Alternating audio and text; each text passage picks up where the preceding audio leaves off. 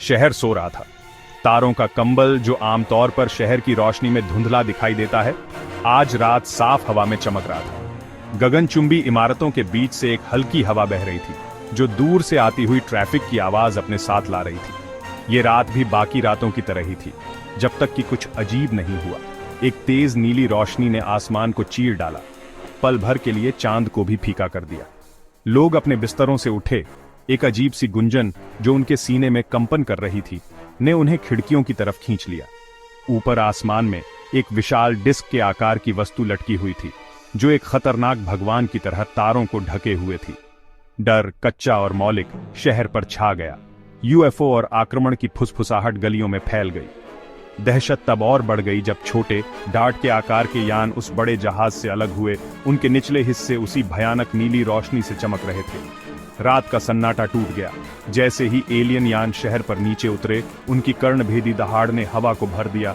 उनकी नीली किरणें कंक्रीट और स्टील के जरिए आग की खाइयां बना रही थीं। रात का आसमान, जो कभी शांति का कैनवास था, अब अराजकता का कैनवास बन गया था। इमारतें ढह गईं, हमले के नीचे सुलगते मलबे में तब्दील हो गईं। कंक्रीट की घाटियों से चीखें गूंज उठीं, जो विनाश के शोर में समा गईं। हवा धूल और जलती हुई धातु की तीखी गंध से भर गई। शहर, जो कभी रोशनी और ध्वनि का संगम था, अब डर और विनाश का शोरगुल था। इस अराजकता के बीच डॉ एमिली कार्टर, एक भाषाविद जो अज्ञात की प्यासी थीं, भयभीत होकर देख रही थीं। उनके जीवन का काम प्राचीन भाषाओं को समझना था, लेकिन एलियंस की यह भाषा, क्लिक और सीटी का एक ऐसा मेल जो इंटरसेप्टेड ट्रांसमिशन से कैप्चर किया गया था, ऐसा था जैसा उन्होंने पहले कभी नहीं सुना था। शहर के दूसरी तरफ सार्जेंट माइकल ओब्रायन, एक सख्त सिपाही, अपनी बिखरी हुई यूनिट को फिर से इकट्ठा कर रहे थे। उनका मिशन साफ था, बचे हुए नागरिकों की रक्षा करना और हमलावरों से बातचीत स्थापित करने की कोशिश करना। लेकिन आप उस दुश्मन से कैसे तर्क करेंगे जो विनाश की भाषा बोलता है? इसी बीच शहर की प्रमुख टेक फर्म में एथन ली, एक युवा कोडिंग विशेषज्ञ, बुखार से काम कर रहा था। उनकी उंगलियां कीबोर्ड पर नाच रही थीं, उस एलियन कोड को समझने की कोशिश कर रही थीं जो उनके संचार सिस्टम को नियंत्रित करता था। वह जानता था कि उनकी भाषा को समझना ही इस दुस्वप्न को समाप्त करने की कुंजी है। बचने का रास्ता गिरी हुई इमारतों की धूल और आपातकालीन बीकन की टिमटिमाती रोशनी से भरा था। एमिली अपने भाषाई विश्लेषण के साथ माइकल और एथन तक पहुंची। उनके रास्ते साझा अराजकता के बीच मिल रहे थे। उन्हें एलियन जहाज तक पहुंचने की जरूरत थी, ट्रांसमिशन के स्रोत तक, हमलावरों के इरादे को समझने के लिए। माइकल अपने युद्ध के अनुभव का उपयोग करते हुए तबाह हुए शहर में आगे बढ़े, एमिली और एथन को मदरशिप की ओर ले गए। शहर, जो कभी जाना पहचाना था, अब मलबे और खतरे की भूल भुलैया थी। आगे का हर कदम जोखिम से भरा था। हर कोने में अनदेखे खतरे छिपे हो सकते थे।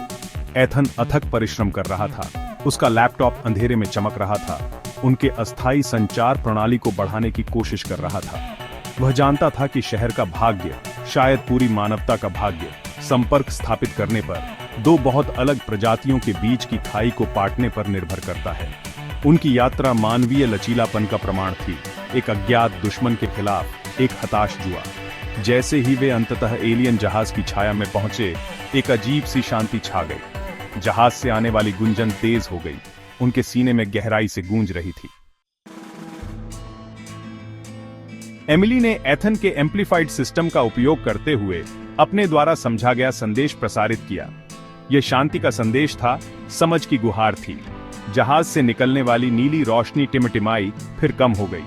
राहत की एक लहर, नाजुक लेकिन स्पष्ट, उन पर छा गई। जहाज से एक होलोग्राफिक प्रोजेक्शन निकला, जिसमें बड़ी, दुखी आंखों वाला एक प्राणी दिखाई दे रहा था। इसका रूप विचित्र था, फिर भी इसका संदेश, जो छवियों और भावनाओं की एक श्रृंखला के माध्यम से व्यक्त किया गया था, हृदय विदारक रूप से स्पष्ट था। वे हमलावर नहीं, बल्कि शरणार्थी थे, जो एक मरते हुए संसार से भाग रहे थे। वे पृथ्वी पर शरण मांगने आए थे, उस आक्रामकता से डरते हुए जिसका उन्होंने सामना किया था। एमिली का दिल गहरी समझ के साथ दर्द से भर गया।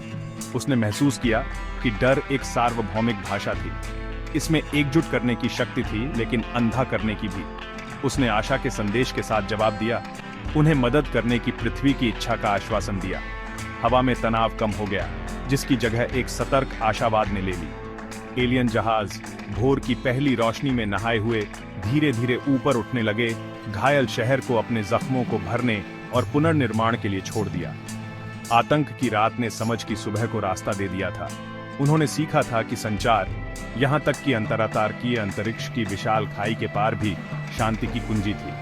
उन्होंने महसूस किया कि ब्रह्मांड इतना विशाल था कि दोनों प्रजातियां एक साथ रह सकती थीं, अगर वे डर के बजाय करुणा को चुने।